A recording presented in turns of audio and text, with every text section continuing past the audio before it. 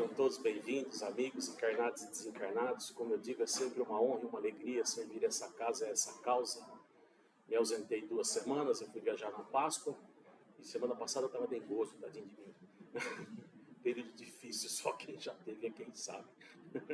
Amigos, o que a Lourdes estava comentando é que a gente, palestrante, às vezes tem a dificuldade de entender qual o tema a ser proposto, né? O que é interessante, o que é atual, o que é necessário para aquele grupo que a gente já está acostumado, o que tem a ver com nossos temas anteriores. É uma série de coisas que influencia e que às vezes desaparece, a ponta da meada não vem.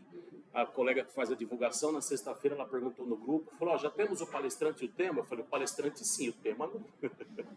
Ainda brinquei, socorro! E não teve jeito, não consegui, e eu resolvi revisitar ou reproduzir um tema antigo, uma palestra lá da sede antiga que eu trabalhei lá em 2018. E pensando também, né, a dificuldade que é o processo encarnatório em si, né, essa jornada aqui, ela é de intenso labor, e eu resolvi versar sobre a perseverança. Esse é o nosso tema de hoje. Perseverar significa ser constante, persistir, permanecer. É isso a nossa ideia de hoje. Amigos, todos nós temos dificuldades, né? Dificuldades financeiras, cada vez mais. Dificuldades familiares. A família, assim como o corpo humano é composto de células, a família é uma célula do planeta. É uma célula do corpo planetário, digamos assim, da família universal, não é? Então, dentro da família, a gente tem alegrias, tristezas, dificuldades, desavenças, dissabores. A gente tem sentinelas, espias do nosso passado, a observar o nosso comportamento, se a gente atinge a mudança prometida, não é?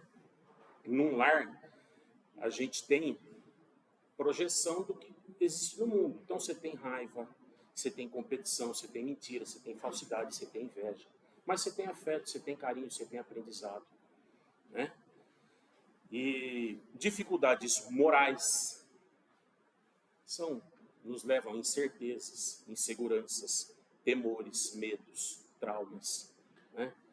Fatalmente, em algum momento da vida, a dificuldade moral aparece, como teste, como prova.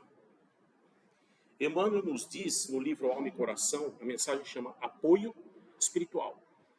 Compartilhamos, em nome da beneficência, de recursos vários, como a moeda, o agasalho, o teto, a mesa. Uma dádiva, porém, existe de que todos necessitamos no câmbio da fraternidade, que é a dádiva do encorajamento.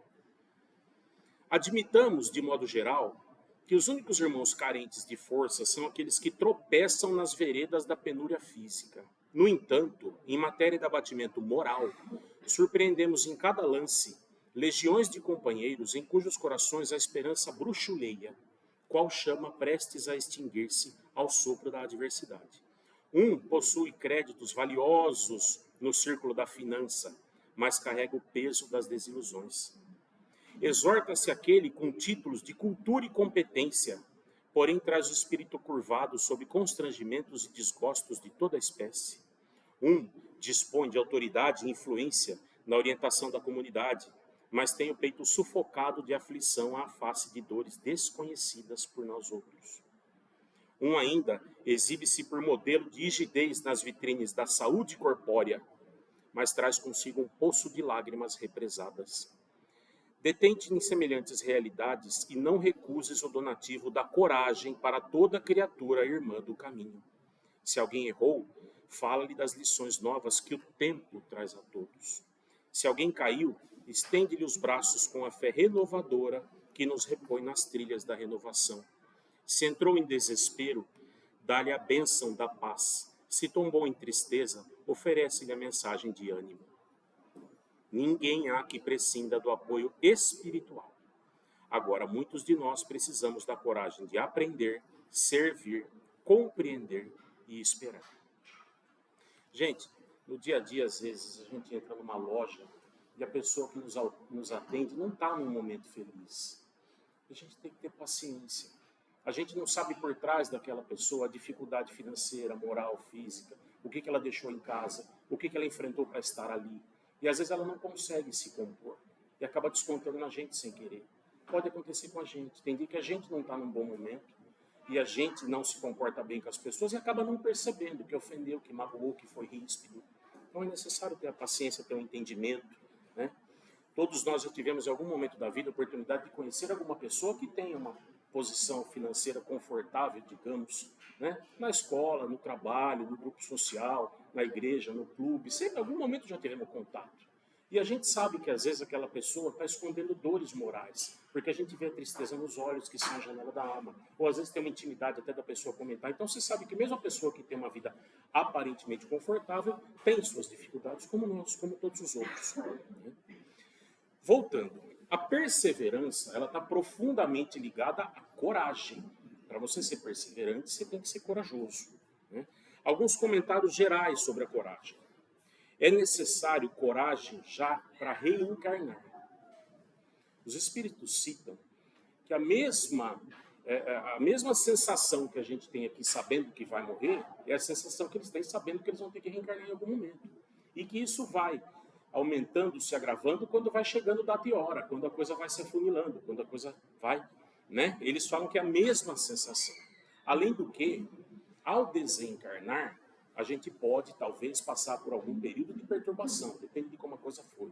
Mas depois, quando a gente se recompõe, a gente mantém essa identidade aqui, essa vida. Então eu vou lembrar dos meus afetos, dos meus desafetos, do meu trabalho, profissão, dos meus gostos, né?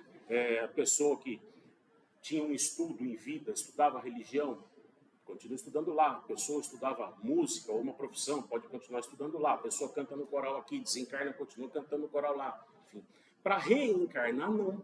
Para reencarnar, você tem um esquecimento absoluto. Então, o temor deles é muito maior, né? Então, muita coragem para se reencarnar. Coragem para se levantar de manhã para trabalhar.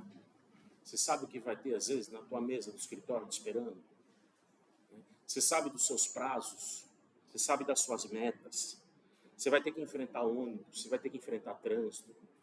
Você vai ter que enfrentar chefe. Você vai ter que enfrentar aquela colega da mesa do lado, que às vezes é uma perturbação para você. Então, tudo isso necessita muita coragem, né? Coragem para se tomar decisões. A gente, estudando Espiritismo, a gente aprende que às vezes uma decisão errada de um segundo te leva a séculos de resgate.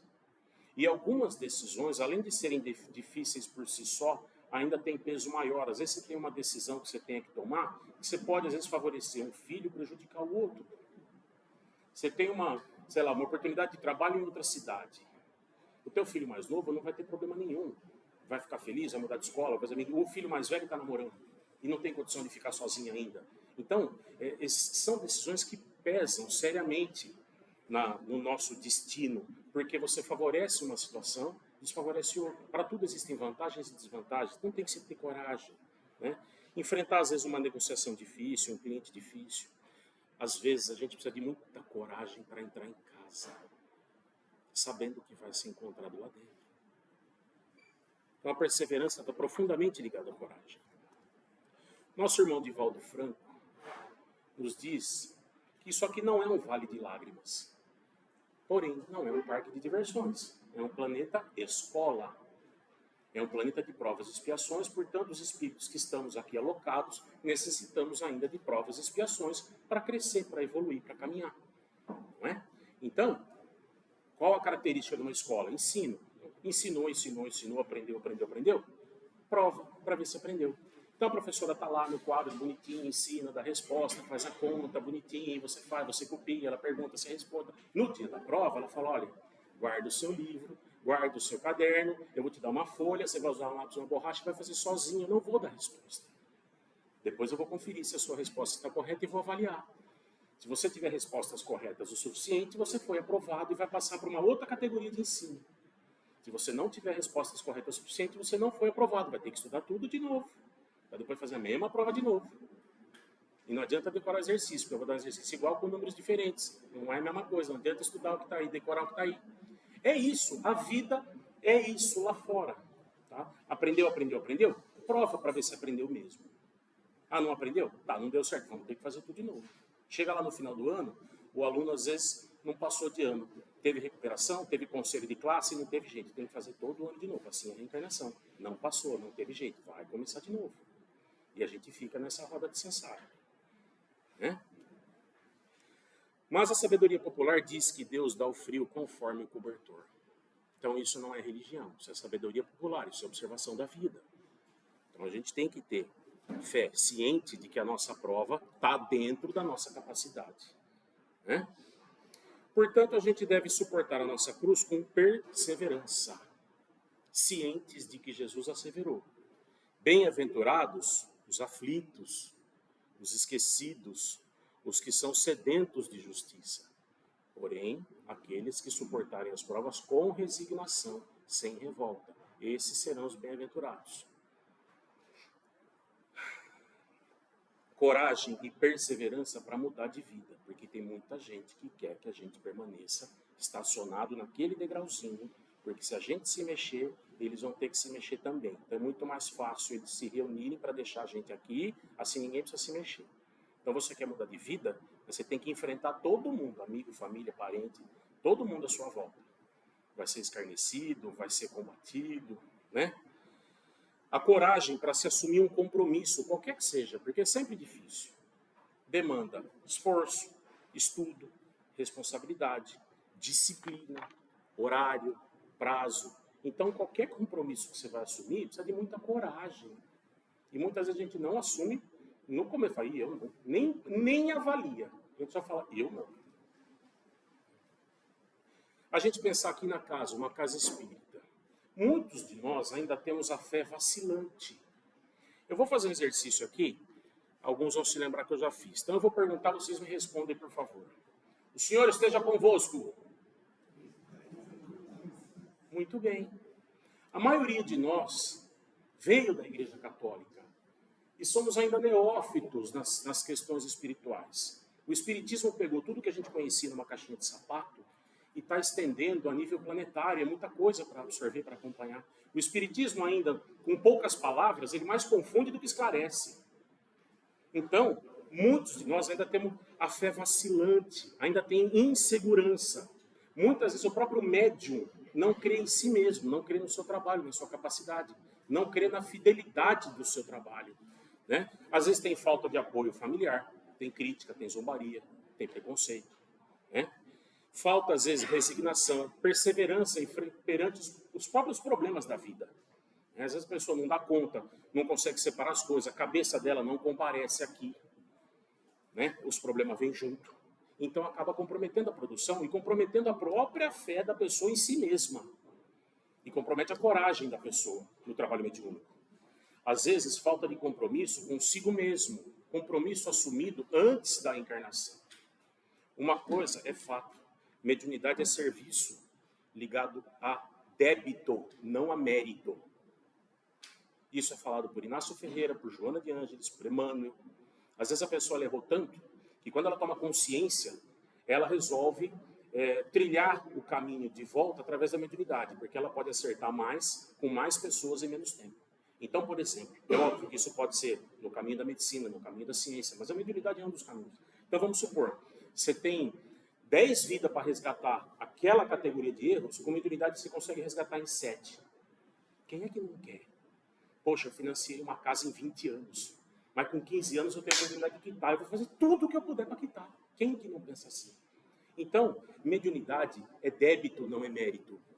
Então é necessário perseverança, é necessário coragem, mas é necessário empenho, né?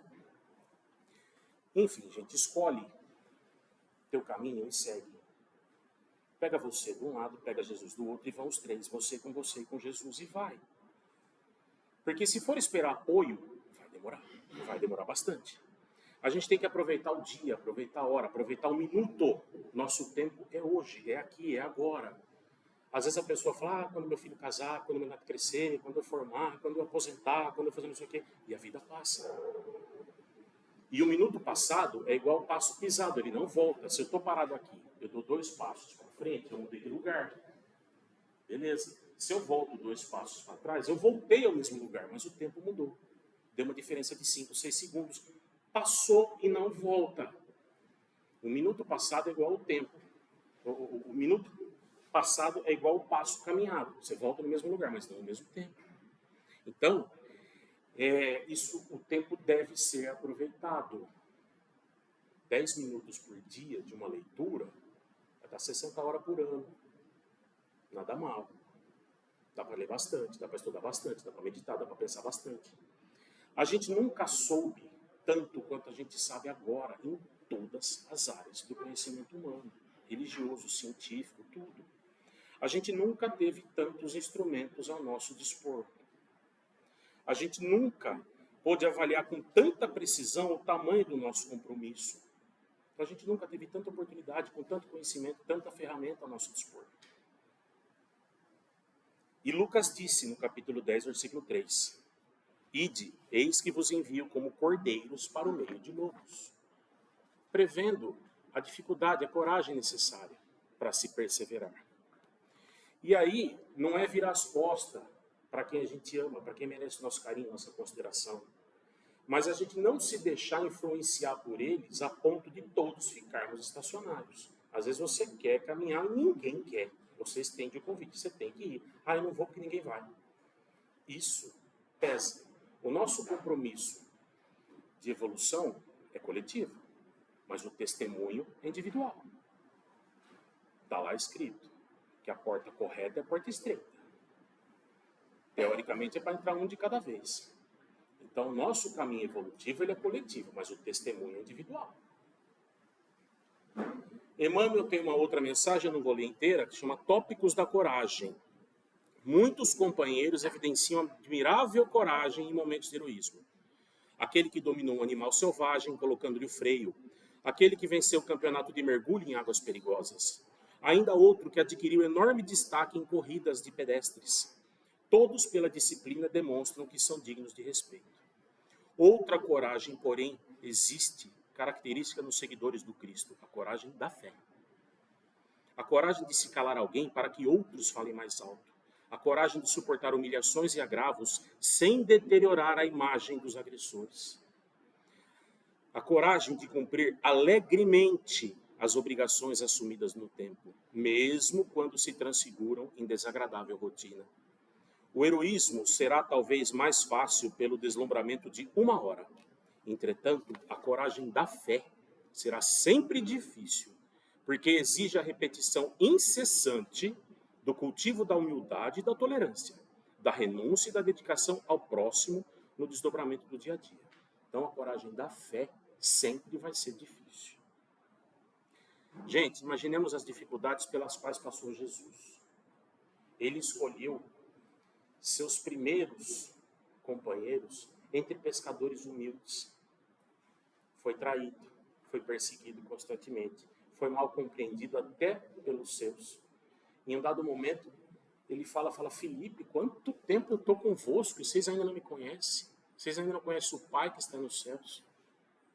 Quer dizer, um conviva da intimidade, da 24 horas por dia, do trabalho, do ensinamento. Né? Um povo turrão que achava que ele viria num carro de fogo, expulsar o romano invasor.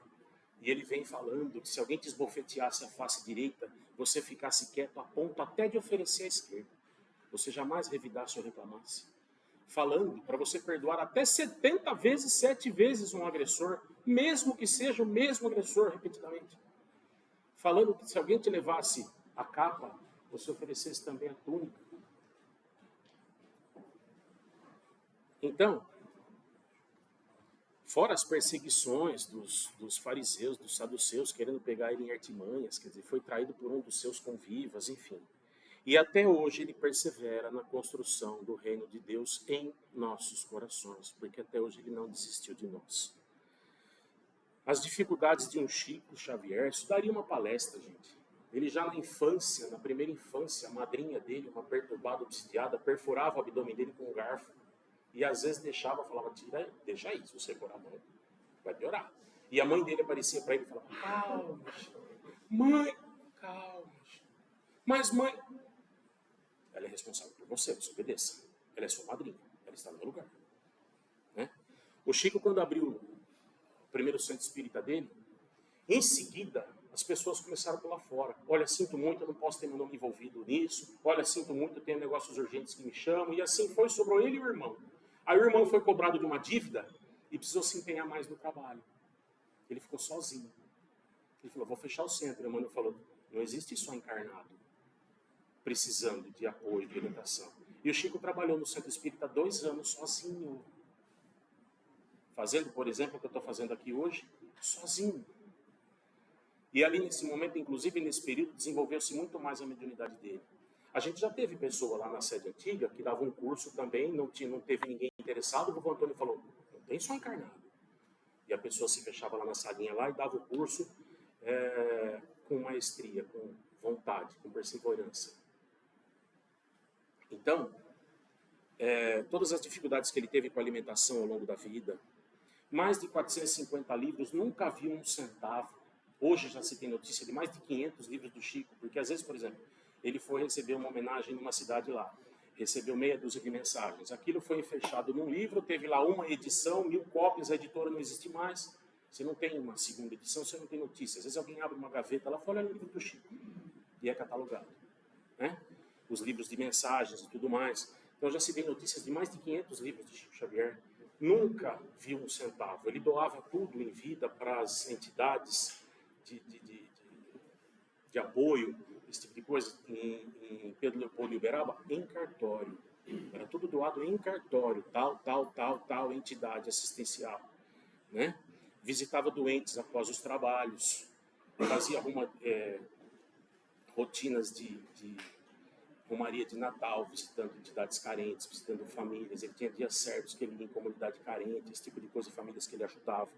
As reuniões mediúnicas do Chico duravam 10, 12 horas. Tinha médium que conta, fala, poxa, a gente ia participar às vezes com o Chico de outra cidade, a gente ia lá fazer uma reunião com ele, às vezes a gente ia para o hotel, comer alguma coisa, cochilar um pouco para depois voltar. E o Chico ia até sol a pino, ele estava trabalhando. Às vezes, sem voz. Chegava a perder a voz, mas estava trabalhando a noite inteira. Dr. Inácio Ferreira conta que uma vez quis dar um presente a Chico e ficou pensando o que dá para o Chico. Aí ele percebeu que o Chico não tinha relógio. Mas ele perguntou antes, Chico, por que você não usa relógio?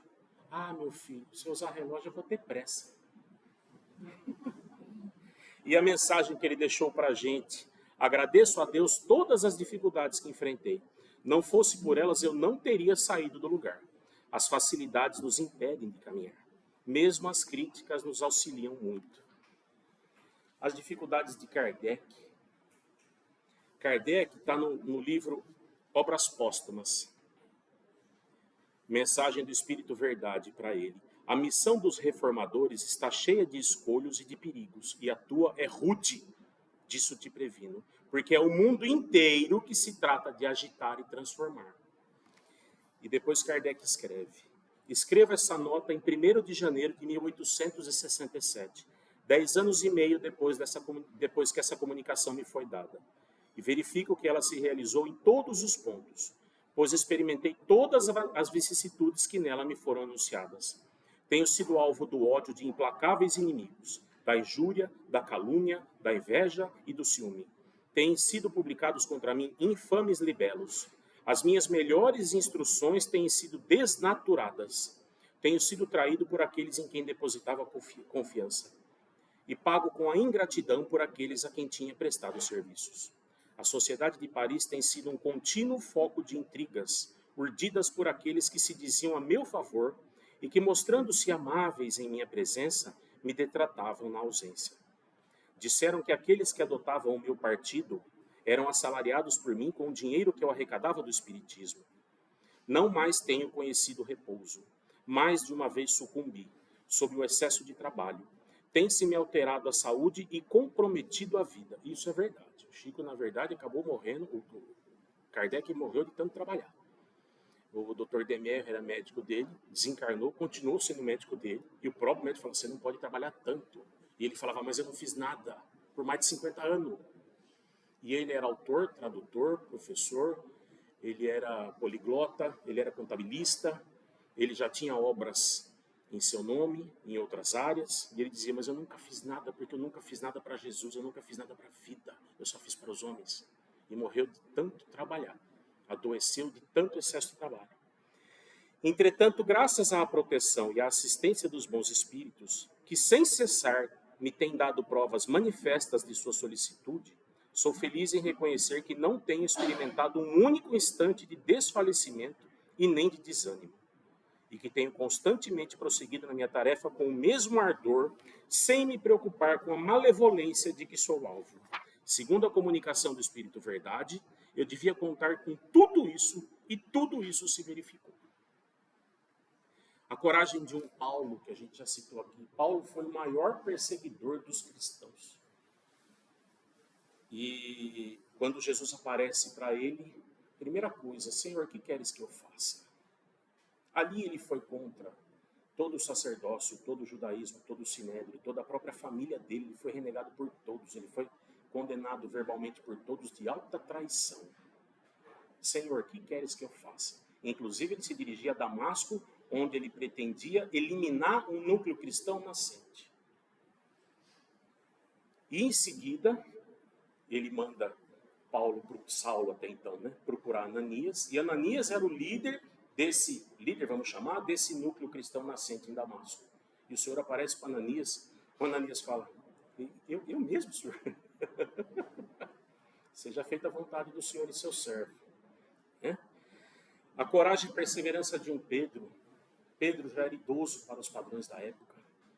E Pedro passa por uma prova muito grande e sucumbe.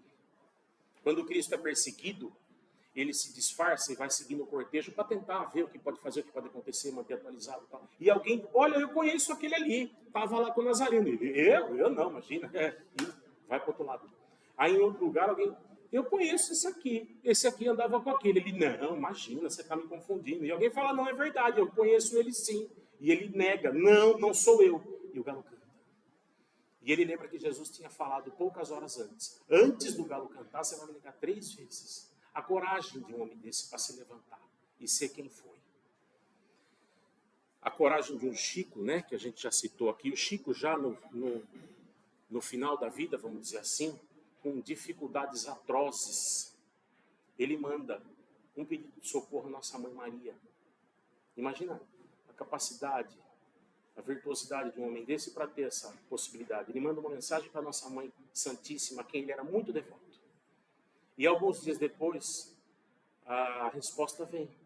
E ele recebe 3 palavras. Isso também passará. Então, de tudo que ele sofreu, de tudo que ele passou, e da capacidade que ele tinha, da possibilidade de mandar uma mensagem para Nossa Mãe Maria Santíssima, ela só fala para ele, vai passar. Já lá com 5 anos de idade, mãe, calma, filho. Então, isso não mudou ao longo da vida. Calma, filho, vai passar. Isso é recado da vida para nós todos. A coragem de um Gandhi, de um Buda, de um Krishna, de um Moisés, de um João Batista, cada um desses daria uma palestra. Alguns nem têm a trajetória totalmente conhecida, mas o que deixaram para o mundo. Né?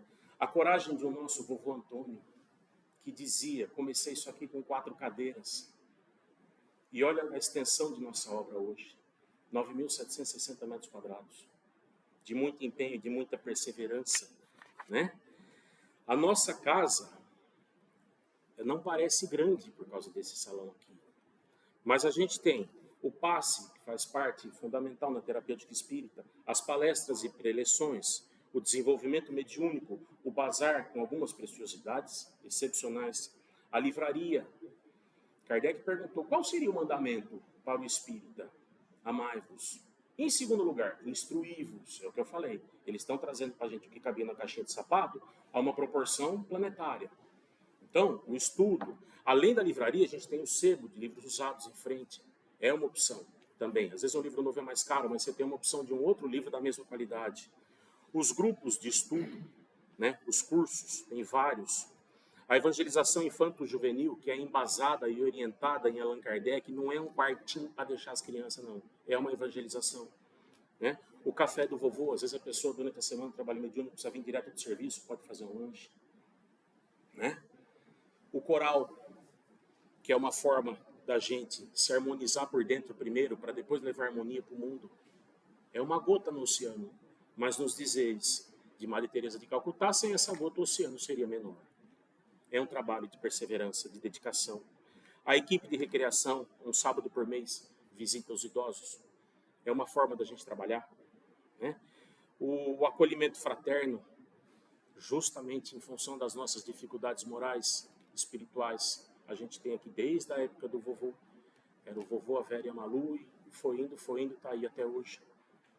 Às terças, às quartas, aos domingos, né? O Recanto, a nossa obra social, né? O lar de idosos, não é totalmente beneficente, infelizmente, era o sonho do vovô, mas é uma entidade sem fins lucrativos, né? O trabalho mediúnico, como a gente citou aqui, é débito, não é mérito, então a casa proporciona isso.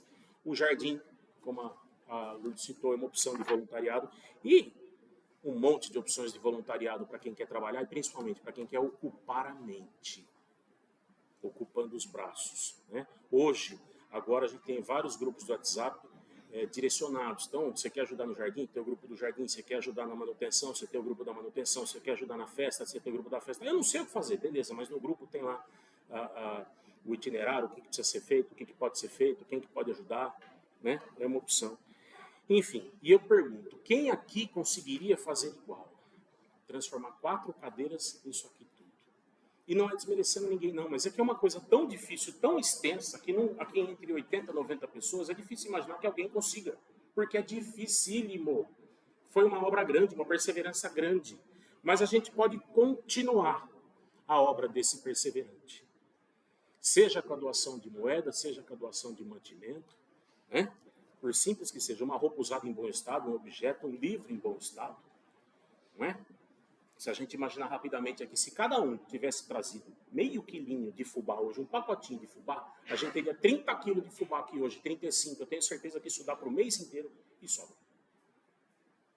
Um pacotinho de fubá. Então, a gente pode somar, a gente pode contribuir com essa obra. A gente não tem capacidade de fazer, mas juntos a gente pode ajudar a manter, né? Lembrando que em qualquer doação, quem manda é a participação do coração.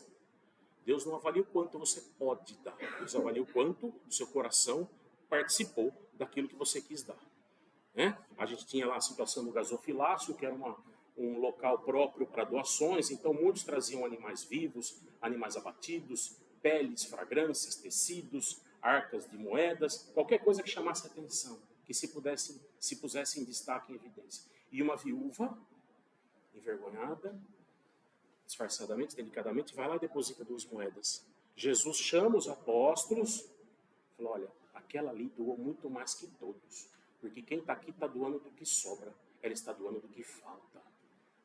Então é o coração, não é o valor, não é o volume, né? Amigos, como está no Evangelho segundo o Espiritismo, podemos facilmente vencer uma multidão. Mas a maior coragem de todos é vencer a nós mesmos. Mensagem do vovô Antônio, pouco tempo após o desencarne dele. Como falar de modo simples aos que querem escutar? Como escrever de modo simples para aqueles que querem ler? A caminhada é assim, cada um na sua evolução. Pai não faz para filho, filho não faz para o pai. Aqui dentro do coração de cada um mora uma verdade da qual ninguém participa. Cada um, e eu aprendi isso quanto muitas vezes vivi no plano terreno, tem as condições humanas que geram muitas dificuldades aos outros, mas que também abrem portas para um conhecimento que traz a luz. Quando pequeno, ainda de calça curta, as porteiras se abriam para mim. Era um símbolo do que eu deveria fazer para todos na Terra durante a minha caminhada. Abrir caminhos, dar chances, dar oportunidades. Muito fiz e abri muitas vezes as portas para muitas e muitas pessoas. Uns seguiram os ensinamentos, outros voltaram, outras nem entraram. Eu tive raiva, rancor? Jamais. Porque somos espíritos em camadas. Cada um tem sua evolução. O centro de portas abertas é um sinal do que cada um deve fazer para com o próximo. Alimentar as esperanças em um mundo somente material significa perder a encarnação. Tem que ter o equilíbrio para que tudo corra num curso para a evolução. Chico, Kardec, todos sofreram muito, porque seguir no Espiritismo precisa ter humildade, paciência, tolerância com os outros. Se querem mal a vocês, façam uma oração, perdoem, não sabem o que fazem. Jamais se esqueçam disso. O centro de portas abertas é como as porteiras do meu passado, que continuem abertas, mesmo a humanidade evoluindo um pouquinho a cada 500, 600 anos. Isso faz parte do conhecimento. Deus é tão grande e nós apenas um cisquinho.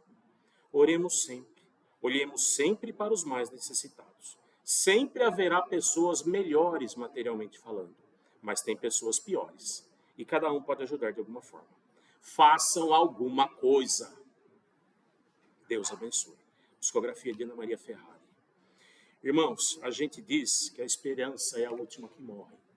No Espiritismo ela não morre. Olha que bênção. Olha que porta que isso veio nos abrir. Joana de Ângeles, no livro Convites para a Alma, Convites para a Vida, perdão.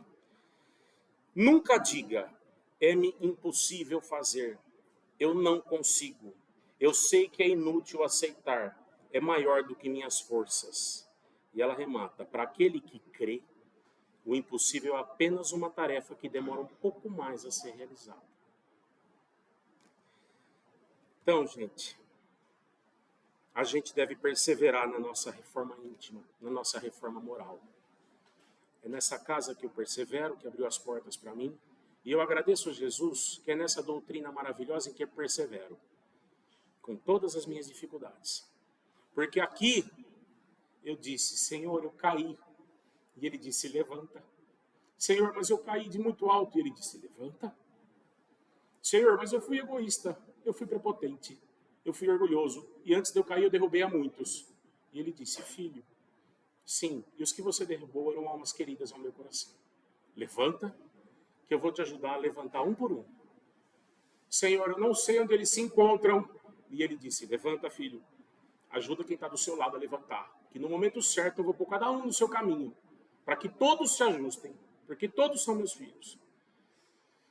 E eu ainda, querendo chamar atenção, mimado, pai, eu tenho medo de cair de novo. Ele falou, filho, você vai cair, mas eu vou estar do seu lado, e você vai levantar, e você vai trabalhar, porque eu te amo, filho. Vocês irão ouvir falar de guerras e rumores de guerras, mas ainda não é o fim. Nação se levantará contra nação, reino se levantará contra reino. Haverá fomes, terremotos em vários lugares. Tudo isso será o início das dores. Então, sereis entregues à tortura e vos matarão, e sereis odiados de todas as nações por causa do meu nome. Nesse tempo, muitos hão de se escandalizar e trair-se uns aos outros, e mutuamente se odiarão. E igualmente hão de surgir muitos e falsos profetas, e enganarão a muitos. E por se multiplicar a iniquidade, o amor de muitos esfriará. Mateus capítulo 24, versículo 13. Mas aquele que perseverar até o fim, esse será salvo. Muita paz.